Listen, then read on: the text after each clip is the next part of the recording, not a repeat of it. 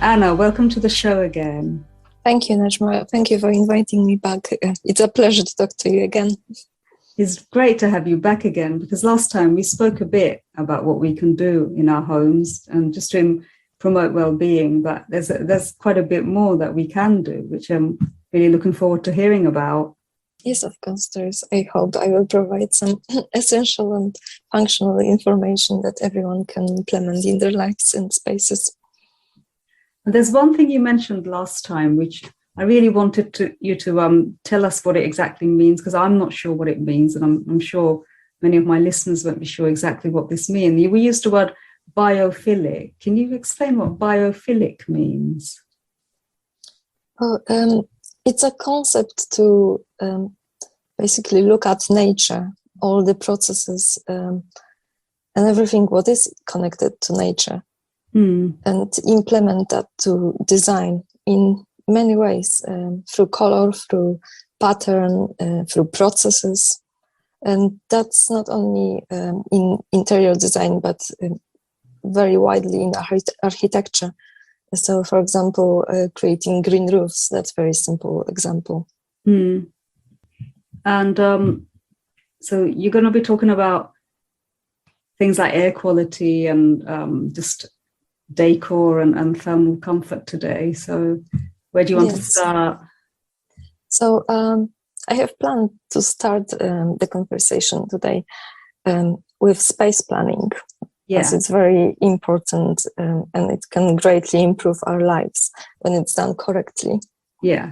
And when we think about space planning, the first question we need to ask is what activities we actually want to perform and support in a certain space. So we need to consider how to use the space, how we want to use the space, and we shouldn't be swayed by a general assumption, but rather be mindful of our own requirements. And by that I mean to avoid the empty room syndrome, I would say, what I personally call, when we keep like dining space which we don't use, but we just keep it as a dining space while it can be functional in other ways. And when we're planning a space, there is several factors to consider. So first of all, it's good to, when we have a space which is multifunctional, to break up the space in different areas, which will be specific to different functions. And by that we can do that by color, by different materials, by adding racks, for example, or lighting. And that's very simple to implement. And when creating a space, we want to feel a sense of territory, that everyone belongs somewhere and have their own, area they can sit down quietly and just relax. And there is that interesting theory in interior design of prospect and refuge. And a prospect is the need of open settings and overlooking, and it's just inherent from our ancestors when we were, when we had a view on open hills and we could feel safe, we could see the threat coming, for example. And a refuge is the need of privacy and protection, so avoiding ourselves to danger. So, for example, avoiding to exposing our back to the door, to the open door in particular. And that will create a sense of comfort and safety, security that we all need. Apart from that, the key is also to choose a right type of furniture in the space when we plan the space. So different furniture can promote a certain state of mental, and when planning a space, is a key to choose a right kind of furniture to promote a certain activity and state. And I mean by that, by choosing right furniture and materials they are made of. So, for example, if we want to promote a state of alertness, we would choose firm sitting. And if we want to be relaxed and even creative, we would choose a soft furnishing, deep sofa that we sink in and feel safe in. And that concept is also closely connected to ergonomics. I'm not sure, have you heard that term before? Yeah, I have. Is ergonomics about sort of having, say, furniture, for example, that is good for your health, as in, say, posture and things like that? Yes, and that topic has been very popular during the pandemic when we were staying at home and, most of people were working remotely. So ergonomics is a science-based discipline that combines psychology, anatomy, and engineering. And it's basically about applying basic principles of ergonomics to optimize our well-being and performance.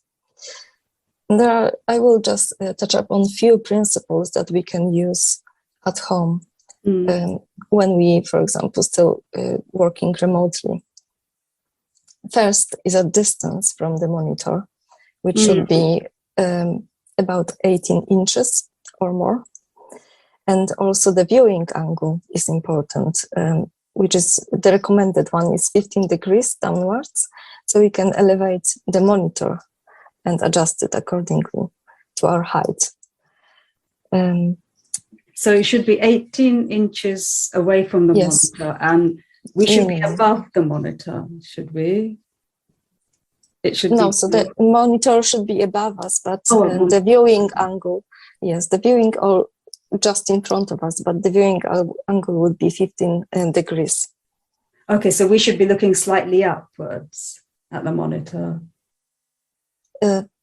Downwards, yes. We should be looking slightly downwards. Yes, downwards, yes. Okay, so we should be above the monitor. Yes, our head, or just adjusted to, Okay.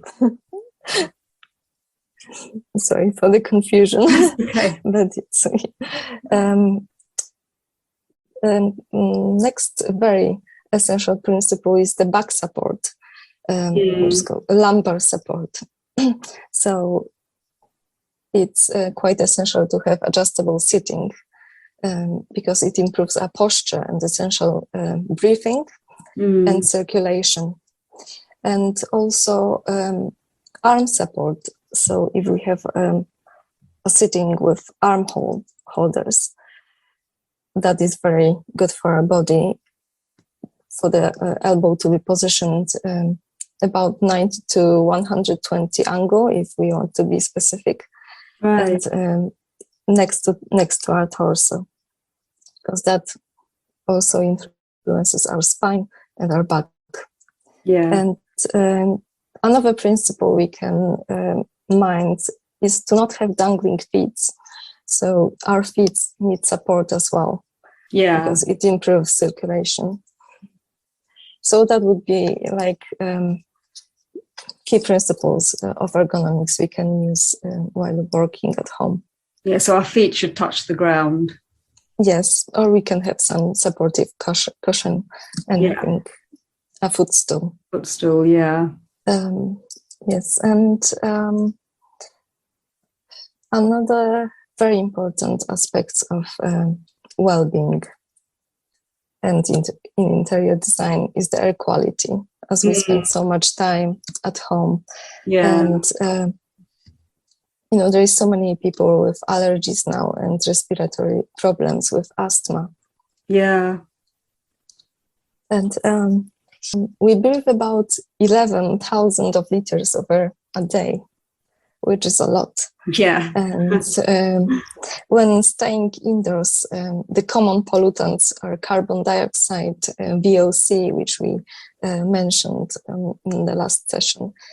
Tobacco, smoke, even the burning sticks and candles are Could you remind us what VOC means again? It's volatile organic compounds, and those can be found anywhere in cement, flooring, insulation, and glue, plastic. Honestly, in anything that is man-produced. Then we've got pollutants like radon and fiberglass and outdoor pollution coming into the indoor spaces. And that is just to name a few. Plus, we have bacteria and fungus when we have too much humidity in the air. And all of those pollutants can cause asthma, poor concentration, lung cancer, or condition called COPD, which is narrowing down our airways, so we can't breathe. Yeah. Really.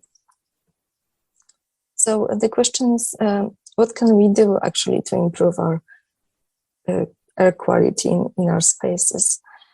And very simple would be to improve air movement within the space and within the whole house. Yeah. And whether it is by using fans, for example, or letting the natural air in by trickle vents in the windows, or just opening the windows, because many flats and many spaces, and particularly in offices, don't really have that capacity to open the window freely, which is really negatively contributing to air quality and our health. Yeah. So, but if you have a fan on, isn't it just circulating like the poor air? It's not letting any fresh air in. It's just circulating the air that's already there. And yes, if that's poor, yes, it does. It will not clear the air, but it will help to circulate it if we have, for example, open window. Yeah, the air movement will be greater. Yeah. So is it really good to have a fan on rather than a window? I mean, it's good to have windows open. I think it's good to have both, but of course we have to consider all aspects. For example, the fans can be noisy as well, so we have to mind the noise. And it's the same with having a cooking hood or extractor fan, which are really essential when we cook, but they can make noise as well. Yeah, yeah. And how about having plants in the house that can absorb the CO2? Yes, plants can be one of the solutions, and of course they can improve the quality of air, and they can eliminate some pollutants like ammonia and VOC and carbon monoxide, benzene, and has been researched that different plants have got different abilities, so they eliminate different pollutants. Yeah. And the best would be just to mention a few of best plants to have is aloe vera, corn plant, scarlet star ferns, or spider plant. But when we say that plants can improve the air quality, we can't really overestimate their powers. And I understand there have been some research conducted many years ago by NASA. It was about 40 years ago. And it has been proven that plants do improve air quality. But we have to consider two factors. First of all, that the research has been conducted in very different atmosphere than we have at home, because it has been laboratory studies. And then the condensation of plants in a space must have been really great. So we speak about 10 to 20 plants in one space to actually make a great improvement and difference. Right, that's a lot. Yes. And And when you say one space, do you mean, when you said that 10 to 20 plants in one space, did you mean in one room or do you mean one house? Are you actually talking about one room? that would be one big room. Okay, that's a lot. Yes, I can't remember the specific of the measurements of the room at the moment, but it has been, if somebody is very interested, they can research how many cubic meters actually that covers. Mm. Mm-hmm. And just touching on plants, I think we need to think about their toxicity as well, because Yes. some plants can be toxic for animals or babies. So we have to, I think, consider all aspects of their benefits. Yeah. And so coming back to ways that we can, in other ways that we can improve air quality, would be through, for example, air purifiers. Which are recommended, especially for people with respiratory problems and in houses near busy roads where outdoor pollutions are big issues. Yeah. And when we choose an air purifier, we have to also mind the noise that they can produce, the electricity of use, yes, and the filter that they are coming with. So some of them have got the so-called HEPA filters, which remove dust and danger and smoke particles. So it's good to just research and be aware of different possibilities and different available air purifiers on the market. Yeah, sure. And so when we consider inequality, closely connected to that would be humidity of air. Yeah. And the healthy range of air humidity would be about 30 to 50%. And the upper range is recommended for bedrooms because we breathe more deeply and we need more humidity to actually provide the moisture for our airways. So we breathe more deeply when we sleep? Yes. Okay.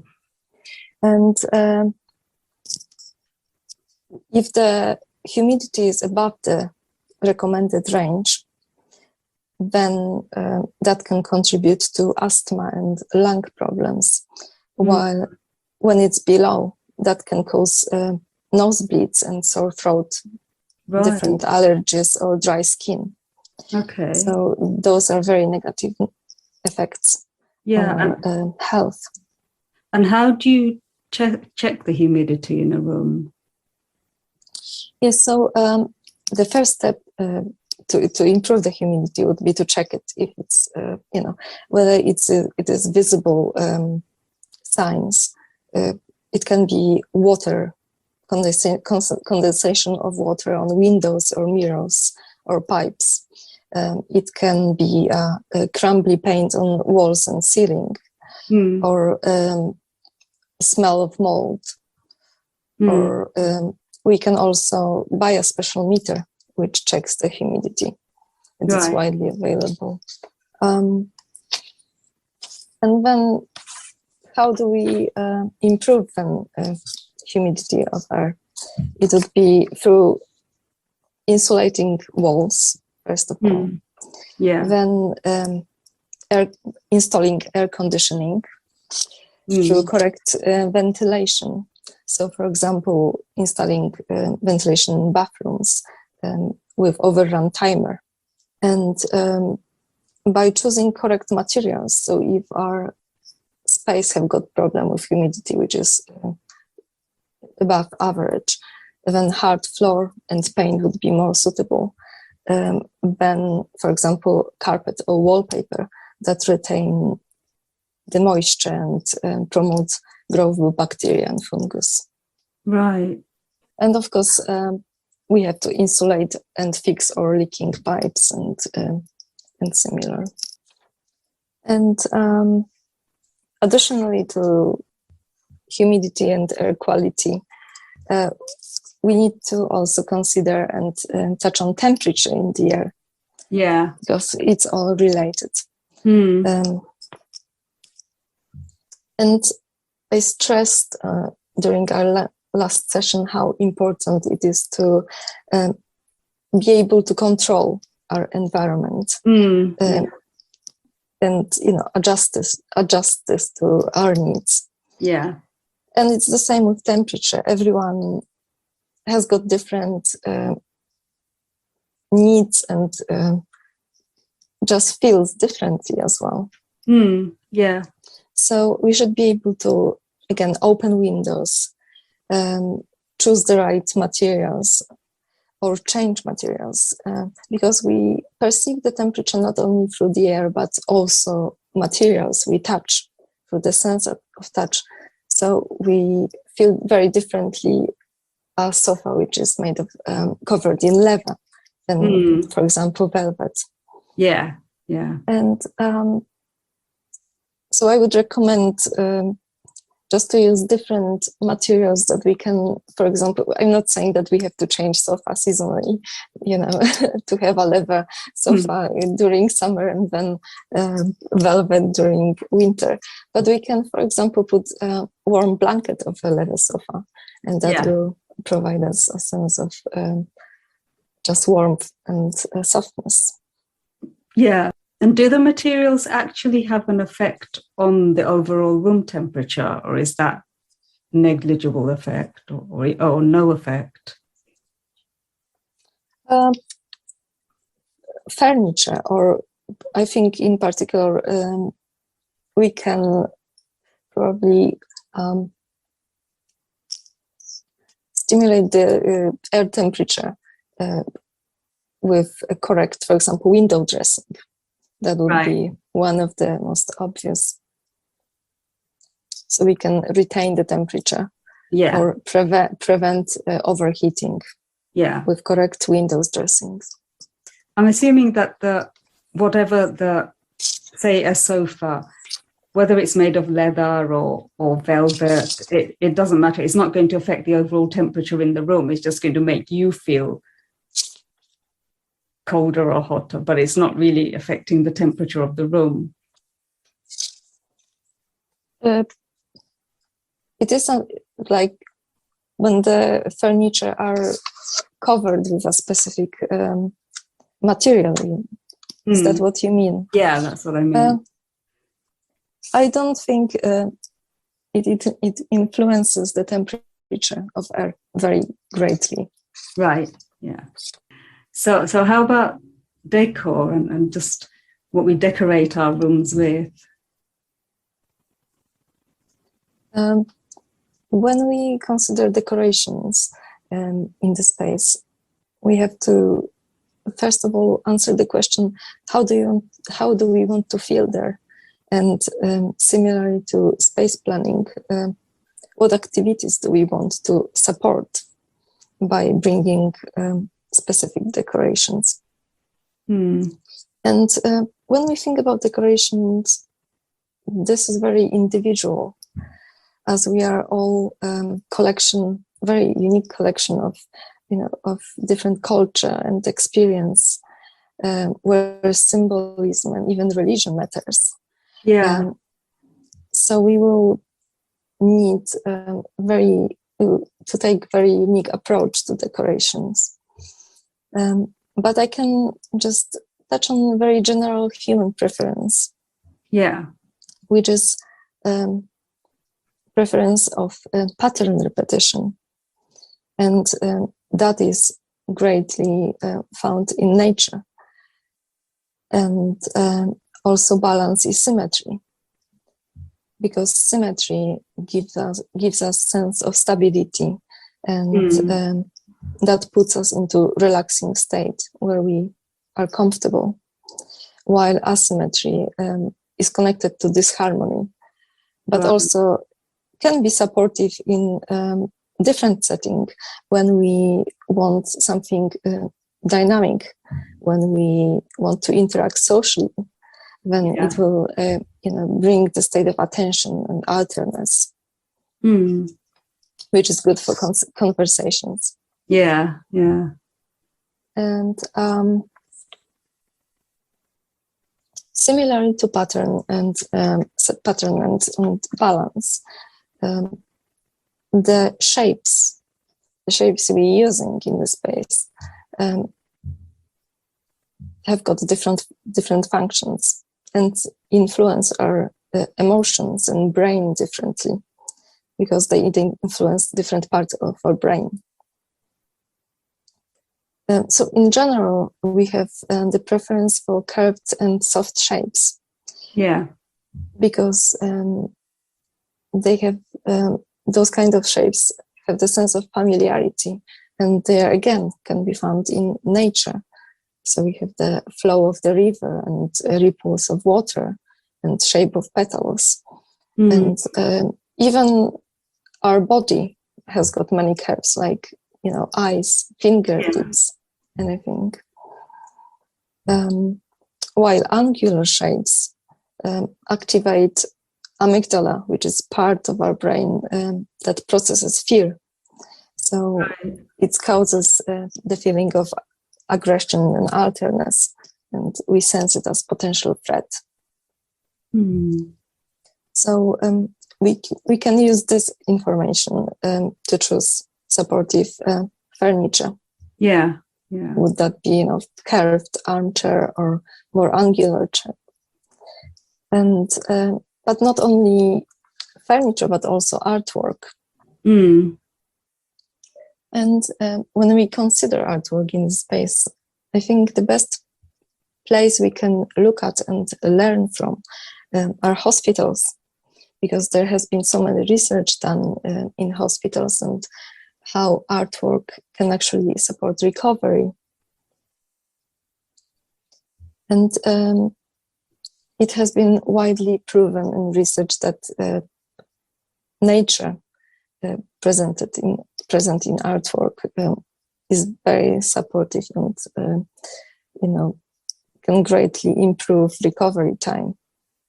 Wow, that's interesting. And when I say nature, I don't mean only plants and trees, but any form of landscapes or natural elements like fire, water, or earth, or even body, just human body. And it has been researched that it can reduce anxiety. There were one research conducted in chemotherapy unit, and they reported that it was reported that reduction of anxiety was as much as 20%, and reduction of depression was 34% drop, which is very significant numbers. Yeah, that's good. Yeah. And as I mentioned, there were another research also in hospitals. And from those research, we have learned that the patients recovering, there had been another research in hospitals, which we had learned from that artwork, nature artwork, reduces recovery time and also can modulate pain. Wow. Because it's outside stimuli. So we experience pain as less, and it is just a relief. Wow. From pain. So this was just when they just had this certain type of artwork in the room. Yes. And it wasn't necessarily that the patient was asked to focus on it or anything. It wasn't that. No, they were not told to focus on it. And they had compared those research also with exposing patients to artwork of great masters, such as Impressionism, where art is very impactful. And they had actually found out that many people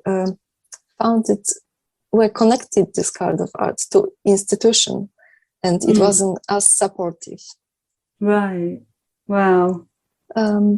So from that we can learn that different kind of art support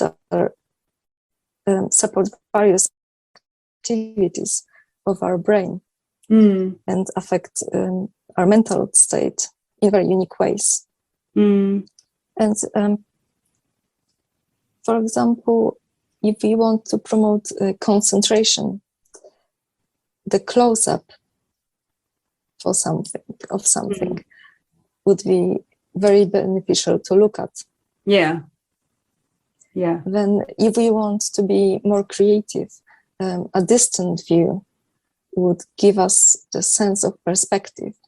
Yeah. And relaxation. Then very vivid art doesn't require focus. So this is a very restorative state of the mind. Then blurred images activate our attention. So we are more altered.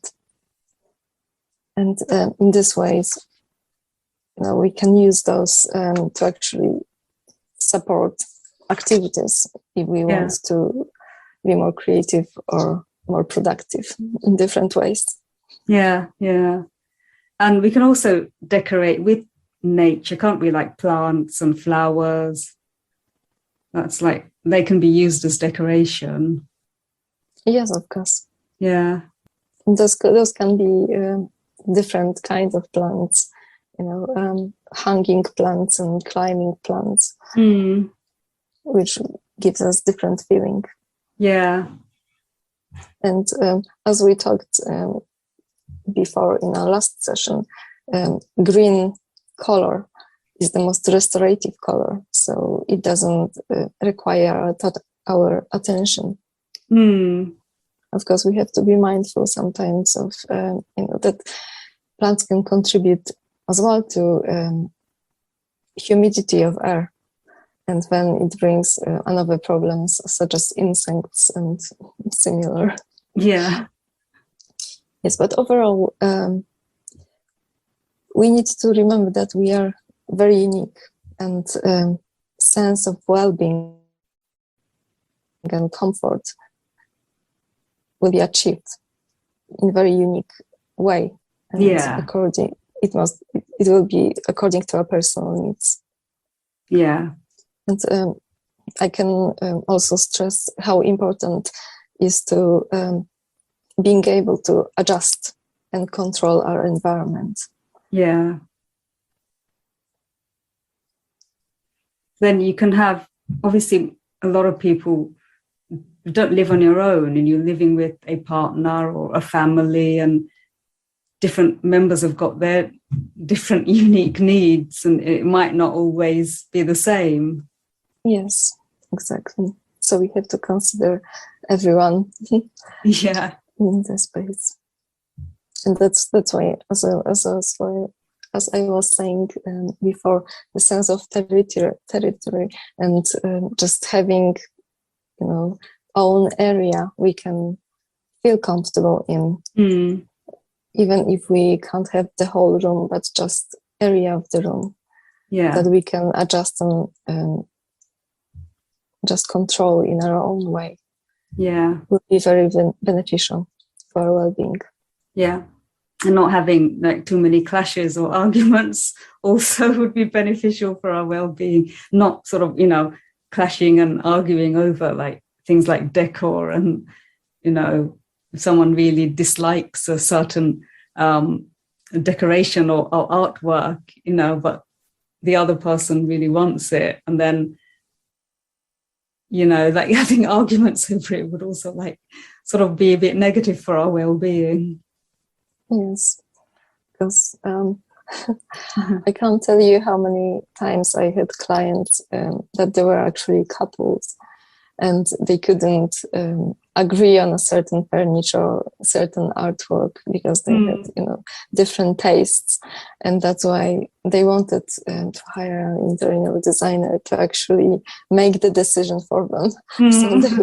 So nobody will win but me. How do you deal with clients like that? I need to consider both sides and, choose something in the middle that Okay. everyone can accept. And do they accept? Yes, usually, yes. Yeah. Oh, good. And what about, yeah, sorry. No, please ask. No, I was going to ask you about just talking about harmony and balance. And, one of the things I was thinking is like sort of accepting maybe something in the middle, when you've got two people that are not agreeing on certain, things to furniture or decoration. And I'm just sort of talking about just having harmony and balance in the room or in your house, in your home. Yes. Or we can just, mix two different styles or bring two elements together. Yeah. That can be still harmonious and create a sense of coherency. Yeah. So thank you for coming on again, Anna. It was really great hearing about other ways to just improve well-being in our homes. Okay, thank you so much for having me, and I really hope that provided information will benefit someone and improve their well-being. Yeah, I'm sure it will. I'm sure it will benefit lots of people. And do you want to just give your website address again?